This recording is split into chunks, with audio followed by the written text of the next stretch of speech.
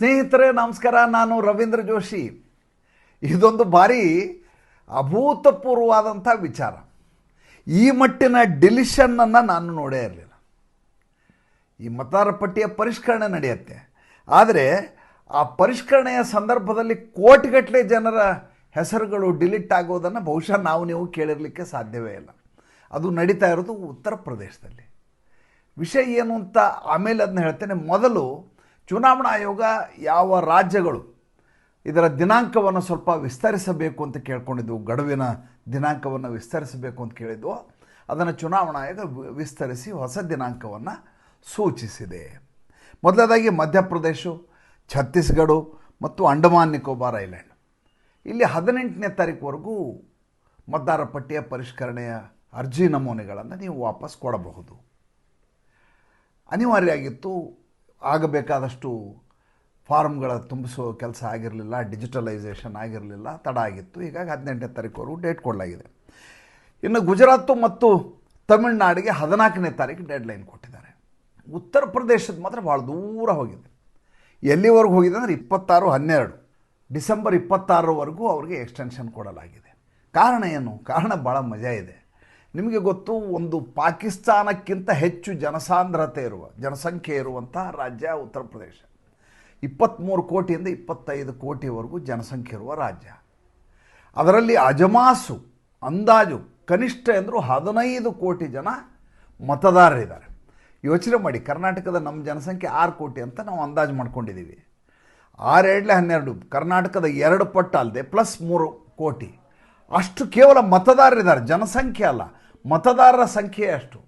ನಾವು ಇಲ್ಲಿವರೆಗೂ ಈ ಅಕ್ರಮ ವಲಸಿಗರ ಬಗ್ಗೆ ಜಾಸ್ತಿ ಮಾತಾಡ್ತಾ ಇದ್ದದ್ದು ಎಲ್ಲಿಗೆ ಅಂತಂದರೆ, ಒಂದು ನಾವು ಮಾತಾಡ್ತಾ ಇದ್ದದ್ದು ಪಶ್ಚಿಮ ಬಂಗಾಳ, ಏಕೆಂದರೆ ಅದು ಗಡಿ ರಾಜ್ಯ ಆಗಿರೋದ್ರಿಂದ ಅಲ್ಲಿ ಅತಿ ಹೆಚ್ಚು ಜನ ಬರ್ತಾರೆ ಅಂತ. ಅದನ್ನು ಬಿಟ್ಟರೆ ಆಸಾಂ ಬಗ್ಗೆ ಮಾತಾಡ್ತಾ ಇದ್ವಿ. ದಿಲ್ಲಿಯಲ್ಲಿ ಬಂದು ಸೆಟ್ಲ್ ಆಗ್ತಾಯಿದ್ರು, ಏಕೆಂದರೆ ರಾಜಧಾನಿ ಅದು, ಆದ್ದರಿಂದ ಜಾಸ್ತಿ ಬಂದಿದ್ದಾರೆ. ಈಗ ನೋಡಿದರೆ ಉತ್ತರ ಪ್ರದೇಶದಲ್ಲಿ ಬರ್ತಾ ಇರುವಂಥ ಅಂಕಿ ಸಂಖ್ಯೆಗಳನ್ನು ನೋಡಿದರೆ ನೀವು ಬೆಚ್ಚಿ ಬಿದ್ದು ಬಿಡ್ತೀರಿ. ಆ ರೀತಿಯ ಸಂಖ್ಯೆಗಳು ದೊರೀತಾ ಇದ್ದಾವೆ. ಇದು ನಂಬಲಿಕ್ಕೆ ಸಾಧ್ಯವೇ ಇಲ್ಲ ಅಂತ ಕೇಳಿಸ್ಕೊಂಡವ್ರು ಅನ್ಬೋದು. ನಾನು ಹೇಳ್ತಾ ಇರೋ ಅಂಕಿ ಸಂಖ್ಯೆನ ತಪ್ಪು ಅಂತ ಅನ್ಬೋದು. ನಾನು ಅದಕ್ಕೆ 2 ಸಲ ತಾಳೆ ಹಾಕ್ಕೊಂಡು ನಿಜ ಸ್ಪಷ್ಟಪಡಿಸ್ಕೊಂಡು ಮಾಡ್ತಾ ಇರುವಂಥ ವಿಡಿಯೋ.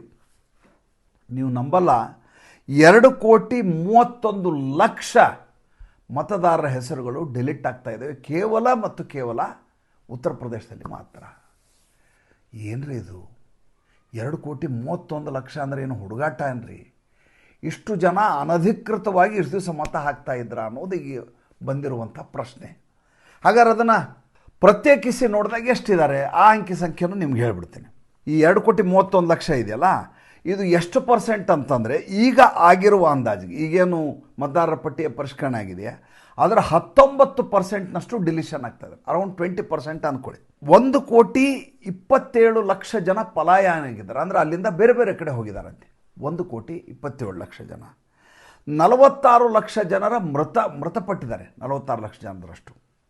23.5 ಲಕ್ಷ ಜನ ಡಬಲ್ ಫಾರ್ಮ್, ಅಂದರೆ ಇದಾಗತ್ತೆ ಸ್ವಾಭಾವಿಕವಾಗಿ. ಒಂದು ಫಾರ್ಮ್ ತುಂಬಿಕೊಟ್ಟಿರ್ತಾರೆ, ಮತ್ತೊಂದು ಫಾರ್ಮ್ ಬರುತ್ತೆ, 2 ಫಾರ್ಮ್ ಫೀಡ್ ಮಾಡಲಿಕ್ಕೆ ಹೋದಾಗ ಒಂದು ಫಾರ್ಮ್ ಆಲ್ರೆಡಿ ಆಗಿಬಿಟ್ಟಿರ್ತದೆ, ಇದು ಅಡಿಷ್ನಲ್ ಫಾರ್ಮ್ ಅಂತ ತೆಗೆದಿಡ್ತಾರೆ. ಆ ರೀತಿ ಇರೋದು. ಡುಪ್ಲಿಕೇಟ್ ಫಾರ್ಮು 23.5 ಲಕ್ಷ ಇದ್ದಾವೆ. 9,60,000 ಜನ ಇಸ್ಕೊಂಡು ಫಾರ್ಮನ್ನು ವಾಪಸ್ಸೇ ಕೊಟ್ಟಿಲ್ಲ. 9,60,000 ಜನ. ಹಾಗಾದರೆ ಇವರೆಲ್ಲ ಯಾರು? ಇದು ಈಗ ಬಂದಿರುವಂಥ ಪ್ರಶ್ನೆ. ಹಾಗಾದರೆ ಇಷ್ಟು ದಿವಸ ಇವರೆಲ್ಲ ಯಾವ ರೀತಿ ಉತ್ತರ ಪ್ರದೇಶದಲ್ಲಿ ಸರ್ಕಾರಿ ಸೌಲಭ್ಯಗಳನ್ನು ಬಳಸ್ಕೋತಾ ಇದ್ದರು ನೋಡಿ. ಕೇವಲ ಮತ ಹಾಕುವ ಮೂಲಕ ಸರ್ಕಾರದ ಸ್ಥಿತ್ಯಂತರ ಆಗೋದು, ಈ ಸರ್ಕಾರ ಬದಲಿ ಆ ಸರ್ಕಾರ ಬರೋದು, ಅದಲ್ಲ ಪ್ರಶ್ನೆ. ಈ ದೇಶದ ಸಂಪನ್ಮೂಲವನ್ನು ಬಳಸಿಕೊಂಡು ಈ ದೇಶದ ತೆರಿಗೆದಾರರ ದುಡ್ಡಲ್ಲಿ ತಮ್ಮ ಸವಲತ್ತುಗಳನ್ನು ಮಾಡಿಕೊಳ್ಳೋದು ಇವ್ರ ಕೆಲಸ ಆಗಿತ್ತು. ಆದ್ದರಿಂದ ಯಾವಾಗ ಇದು ಅಖಿಲೇಶ್ ಯಾದವ್ ತರದವರು ಇದು SIR ಅಲ್ಲ NRC ಅಂತ ಇಡೀ ಉತ್ತರ ಪ್ರದೇಶದಲ್ಲಿ ಪ್ರೊಪಗ್ಯಾಂಡಾ ಮಾಡಲಿಕ್ಕೆ ಶುರು ಮಾಡಿದ್ರು, ಇವರೆಲ್ಲ ನಮ್ಮನ್ನು ಡಿಪೋರ್ಟ್ ಸೆಲ್ನಲ್ಲಿ ಹಾಕ್ತಾರೆ ಅಂತ ಗಾಬರಿ ಆಗಲಿಕ್ಕೆ ಶುರು ಮಾಡಿಬಿಟ್ರು. ಡಿಪೋರ್ಟ್ ಸೆಂಟ್ರಿಗೆ ಹೋಗ್ತೇವೆ ನಾವು. ಅಲ್ಲಿ ಹೋದ್ಮೇಲೆ ಮೊನ್ನೆ ತಾನೇ 7 ವರ್ಷ ಜೈಲು ಶಿಕ್ಷೆ ಆಗಿದೆ ಒಂದಷ್ಟು ಜನರಿಗೆ.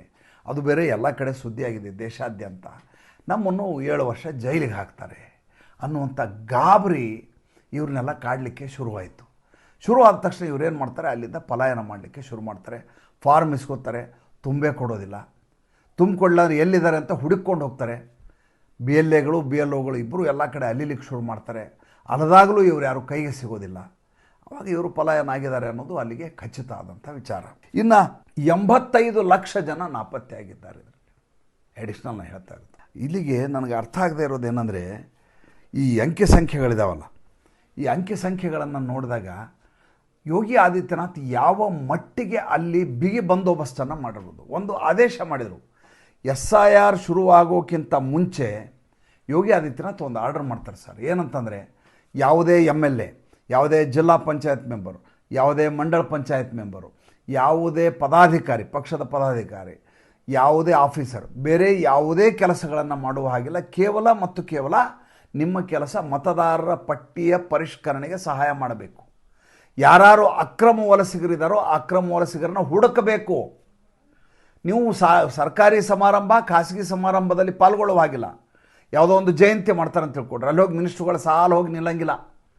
ಯಾಕೆಂದರೆ ನಿಮಗೆ SIRನ ಜವಾಬ್ದಾರಿಯನ್ನು ಕೊಡಲಾಗಿದೆ. ನಿಮ್ಮ ಕಾನ್ಸ್ಟಿಟ್ಯೂಯೆನ್ಸಿ, ನಿಮ್ಮ ಕ್ಷೇತ್ರ, ನಿಮ್ಮ ವಾರ್ಡು, ಅಲ್ಲಿ ಹೋಗಬೇಕು. ಹೋಗಿ ನೀವು ಕೆಲಸ ಮಾಡಬೇಕು.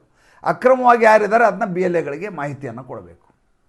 ಅಷ್ಟೇ ಅಲ್ಲ, home minister of home affairs ಅಂತಿದೆ, ಅಮಿತ್ ಶಾ ಅವರ ಸಚಿವರು, ಅವರು ಒಂದು ಆದೇಶವನ್ನು ಮಾಡಿದ್ದಾರೆ. ರಾಜ್ಯಾದ್ಯಂತ ಮಾಡಿದ್ದು, ಎಲ್ಲ ರಾಜ್ಯದಲ್ಲಿ ಒಂದು ಡಿಪೋರ್ಟ್ ಸೆಂಟರ್ ಇರಬೇಕು ಅಂತ ಮಾಡಿದ್ದಾರೆ. ಯೋಗಿ ಆದಿತ್ಯನಾಥ್ ಒಂದು ಹೆಜ್ಜೆ ಮುಂದೆ ಹೋಗ್ತಾರೆ. ಅವರೇನಂತಾರೆ, ಒಂದು ರಾಜ್ಯಕ್ಕೆ ಒಂದು ಡಿಪೋರ್ಟ್ ಸೆಂಟರ್ ಅಲ್ಲ, ಒಂದು ರಾಜ್ಯದಲ್ಲಿ ಇರುವ ಪ್ರತಿ ಜಿಲ್ಲೆಯಲ್ಲಿಯೂ ಕೂಡ ಒಂದೊಂದು ಡಿಪೋರ್ಟ್ ಸೆಂಟರ್. ಯಾವಾಗ ಪ್ರತಿ ಜಿಲ್ಲೆಯಲ್ಲಿ ಈ ರೀತಿ ಡಿಪೋರ್ಟ್ ಸೆಂಟರ್ ಆಗಿದೆ ಅಂತ ಗೊತ್ತಾಗತ್ತೋ, ಆವಾಗ ಎದ್ನೋ ಬಿದ್ನೋ ಅಂತ ಎಲ್ಲ ಓಡಿ ಹೋಗಲಿಕ್ಕೆ ಶುರು ಮಾಡ್ತಾರೆ. ಇದರದೇ ವಿಚಾರ ನೋಡಿ, ಎಲ್ಲಿ ನಮ್ಮ ಲಖನೌ ವಿಚಾರವನ್ನೇ ನೋಡಿ. ಅಲ್ಲಿ ಮೇಯರ್ ಹೆಸರು ಸುಷ್ಮಾ ಅಂತೇಳಿ. ಆ ಸುಷ್ಮಾಜಿ ಸ್ವತಃ ತಾವೇ ಎಲ್ಲೆಲ್ಲಿ ಸ್ಲಮ್ಗಳಿದ್ದಾವೆ ಅಲ್ಲಿ ಹೋಗಿ ಯಾರು ಅಕ್ರಮ ವಲಸಿಗರಿದ್ದಾರೆ ಅನ್ನೋ ಪತ್ತೆ ಮಾಡುವ ಕೆಲಸ ಮಾಡ್ತಾ ಇದ್ದಾರೆ. ತಮ್ಮ ಕಾರ್ಯಕರ್ತರ ಜೊತೆ ಕರ್ಕೊಂಡು ಹೋಗ್ತಾ ಇದ್ದಾರೆ.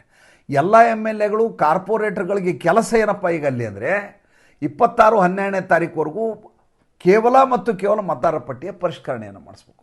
ಅಲ್ಲಿಗೆ ಈ ದೇಶದಲ್ಲಿ ಅತ್ಯಂತ ಖಚಿತವಾದಂಥ, ನಿಖರವಾದಂಥ ಮತದಾರರ ಪಟ್ಟಿ ಎಲ್ಲಿಂದ ಬಂದಿದೆ ಅಂತ ನೀವು ನೋಡಿದರೆ, ಮಾದರಿ ಮತದಾರರ ಪಟ್ಟಿ ಅಂತ ಯಾವುದಾದ್ರೂ ನೋಡಕ್ಕೆ ಹೋದರೆ ಬಹುಶಃ ಅದು ಉತ್ತರ ಪ್ರದೇಶದಿಂದನೇ ಆಗಬಹುದು ಅಂತ ನನಗನ್ನಿಸುತ್ತೆ. ನೋಡಿ, ಯೋಗಿ ಆದಿತ್ಯನಾಥ್ ಮಾಡುವ ಕೆಲಸಗಳೆಲ್ಲ ಈ ರೀತಿ ರಿಮಾರ್ಕೆಬಲ್ ಆಗಿರ್ತವೆ, ಚರಿತ್ರಾರ್ಹವಾಗಿರ್ತವೆ. ಅವ್ರು ಏನನ್ನು ಮಾಡ್ತಾರೋ ಅದನ್ನು ಉಳಿದವರು ಮುಂದುವರ್ಸ್ಕೊಂಡು ಹೋಗ್ತಾರೆ. ಅದು ಇಲ್ಲಿವರೆಗೂ ನಡೆದು ಬಂದಂಥ ಸಂಪ್ರದಾಯ.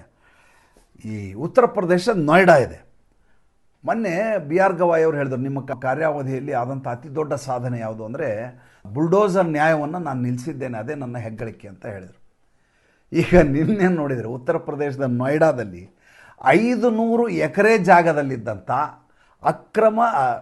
ಅನಧಿಕೃತ ಕಟ್ಟಡಗಳು, ಅಕ್ರಮವಾಗಿ ಬಂದಂಥ ಜಾಗಗಳನ್ನ ಸಂಪೂರ್ಣವಾಗಿ ಸಾಫ್ ಮಾಡಲಾಗಿದೆ.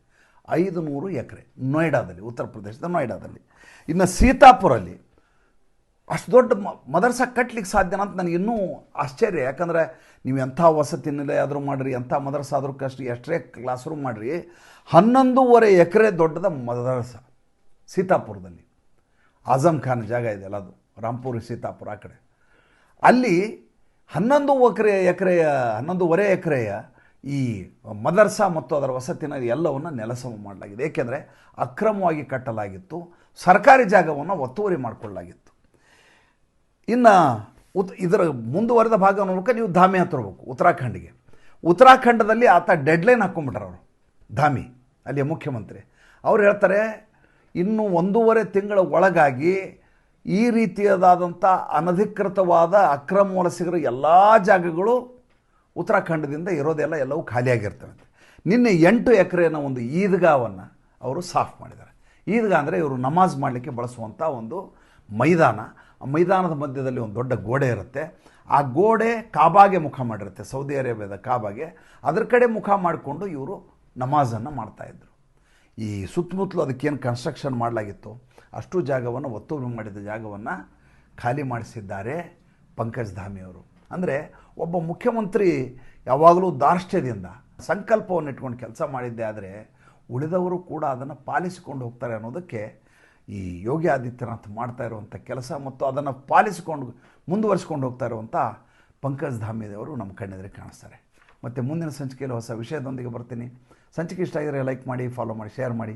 ದಯವಿಟ್ಟು ನಮ್ಮ ಮುಕ್ತ ಪತ್ರಿಕೋದ್ಯಮಕ್ಕೆ ಆರ್ಥಿಕವಾಗಿ ಬೆಂಗಾವಲಾಗಿ ನಮಸ್ಕಾರ.